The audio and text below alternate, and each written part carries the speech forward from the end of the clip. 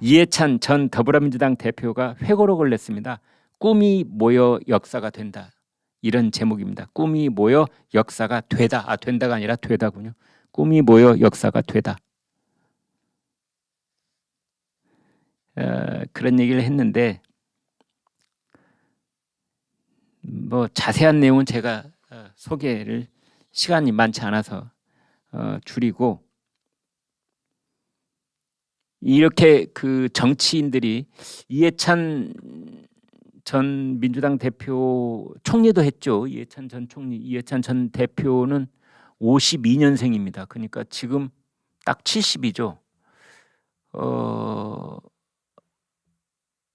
그러니까 이런 분들이 회고록을 내면은 되게 자기하고 같이 일을 했던 혹은 자기보다 밑에 있었던 그런 사람들에 대한 인물평을 합니다. 아니나 다를까 이해찬 회고록에도 인물평이 나오는데, 지금 이제 가령 윤석열 대통령, 그다음에 문재인 대통령, 노무현 대통령, 박근혜 대통령, 그리고 이재명 대표에 대한 얘기까지도 나옵니다. 근데 우리가 능히 짐작할 수 있었다시피 박근혜 전 대통령과 윤석열 대통령에 대해서는 아주 혹평을 하고 있는 반면에 노무현은 막 칭찬, 진짜 훌륭한 사람이다. 그다음에 이재명도 정말 훌륭한 대선 후보다. 그리고 더불어민주당은 이재명이 이끌 수밖에 없다. 이렇게 칭찬을 했는데 문제는 문재인입니다. 이해찬 전 총리가 문재인 전 대통령한테 뭐라고 했느냐? 정책은 좀 약한 측면이 있지만 그런 진정성이 사람의 공감을 많이 얻지 않았나. 그러니까 이해찬 전 총리, 이해찬 전 대표는요, 그 김어준의 다스베이다라는 프로에 나가갖고 그때 얘기를 하던 중에 문재인 현 대통령한테 문총리 해가지고 그때 크게 구설이 한번 올랐던 적이 있습니다. 왜냐하면은 이해찬 총리실에 문재인 비서실장이었거든요. 이해찬은 52년생, 문재인은 53년생. 뭐 거기서 거기이긴 하지만 이해찬이 한 살 많습니다. 그런데 총리는 당연히 비서실장보다 위죠. 그러니까 그때 이해찬 총리는 문실장 그랬던 겁니다. 그런데 그 문실장이 대통령이 됐음에도 불구하고 문실장 했다가 그때 아무튼 근데 이번에는 뭐라고 했느냐? 정책은 좀 약한 측면이 있었지만 진정성이 공감을 얻었다. 여러분, 대개 이런 경우는요, 진정성 어쩌고 저쩌고 하는 건 기억 안 나는 겁니다. 문재인 전 대통령 입장에서는 진정성 있다는 얘기는 뭐 여기저기서 많이 들었다. 뭐 정책이 약했다고? 한반도 평화 프로세스를 비롯해가지고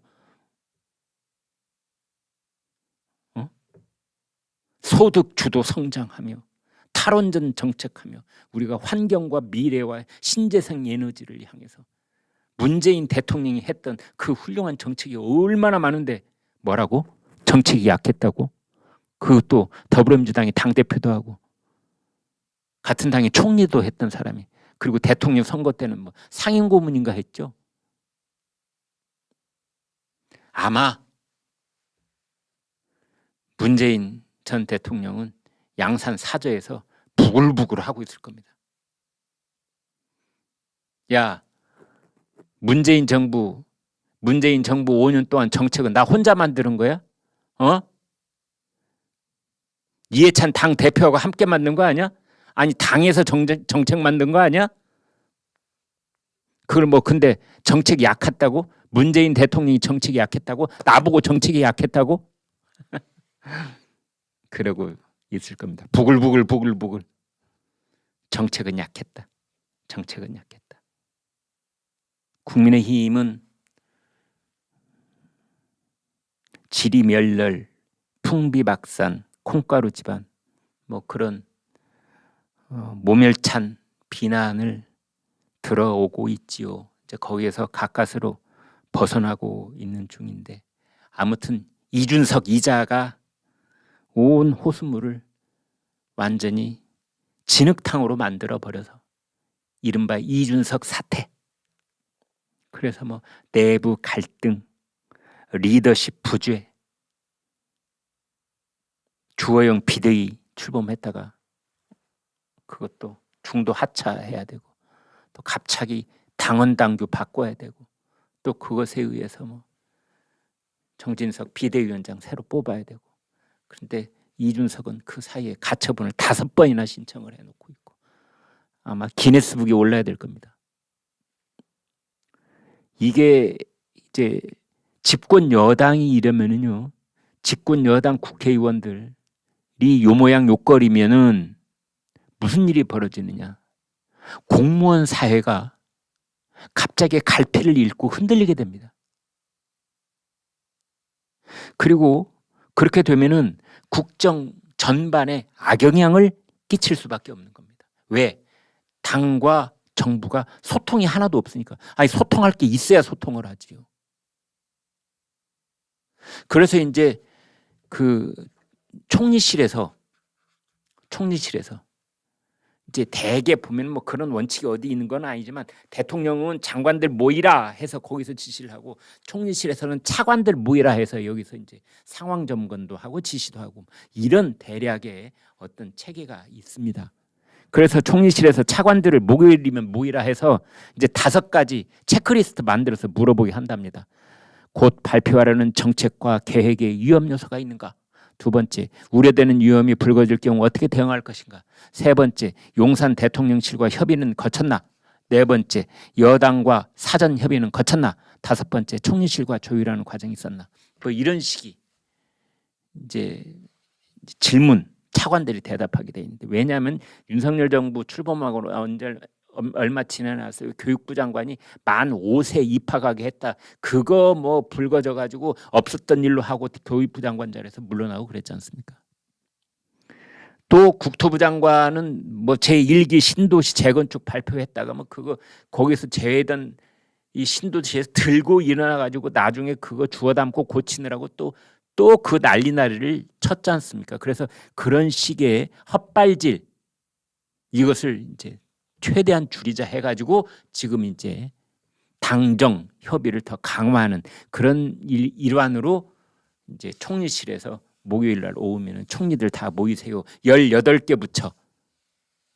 그래서 이제 종이 한 잔씩 놓아주고 A4 용지 요만한 거 한 잔씩 놓아주고 자 여기 5개 질문이 있으니까 OX 협의가 잘 되고 있다 그러면 동글뱅이 안 되고 있다 하면 각개표. 국민의힘과 사전 조율했는지 묻는 칸이 있는데 전부 다 가입표랍니다. 사전 조율 못하고 아니 조율할 때가 있어야 조율을 하지.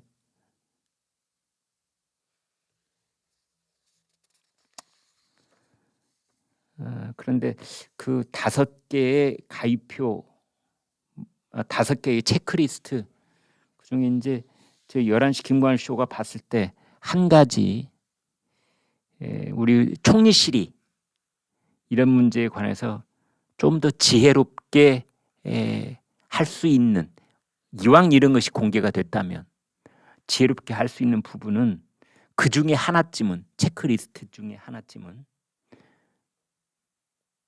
야당과의 협조 가능성은 없는가? 이런 것도 좀 물어봤으면 좋겠습니다. 어차피 여의도의 구도는 여소야대 슈퍼 야당입니다. 야당이 발목을 잡으면 꼼짝달싹할 수 없는 부분이 많이 있는 겁니다. 그렇다면 우리 정부의 장차관들이 어떤 정책을 구상을 할 때부터 야당 의원들에게 의견을 묻는 척이라도 한다면 그리고 야당 의원이 합리적인 제안을 한다면 그러니까 정책을 공개하기 이전부터 이던 단계부터 쉽지는 않을 거라고 저도 생각을 합니다. 그리고 협의 잘못하면 야당이 그 미리 공개해가지고 또 윤석열 정부를 공격하는 데 써먹을 가능성도 매우 높습니다. 뭐 그렇긴 합니다만 그래도 이런 체크리스트에 야당이 비판할 경우에 어떻게 대응할 것인가 라든지 야당 의원들이나 야당 관련 상임위원들과 사전에 공감할 수 있는 부분은 없겠는지. 그래서 우리가 가령 정부의 정책 이반자들은 그 초동 단계에서 더불어민주당을 꼭 끝까지 전투를 벌여야 될 적군으로만 여기지 말고 어떤 부분은 그럴 필요가 없는 부분도 있거든요. 모든 부분이 그럴 것까지야 있겠습니까? 이제 그러한 식의 하면은 더불어민주당도 태도가 좀 달라질 수 있겠다. 그런 생각에서 한마디 더 붙여봤는데 아니면 말고요.